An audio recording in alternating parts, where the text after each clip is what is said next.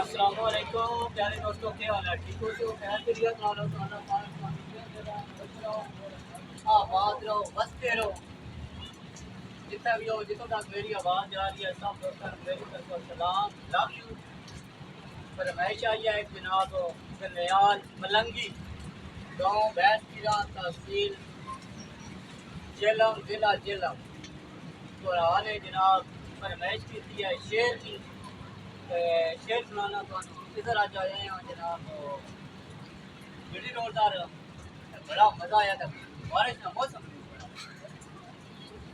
کونج نہ بولے او تیری مرضی ہے، میڈا سجن کا زور تھا کوئی نہیں،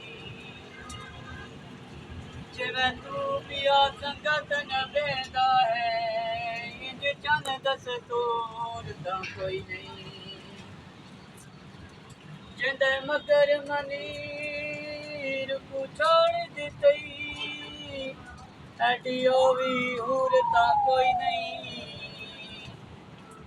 ملنگی صاحب مائیا سنو، ساواں پا چولا میں جڈ تیرے قدر کیتے، اڈے قدر دا نہیں ڈولا۔ اللہ حافظ۔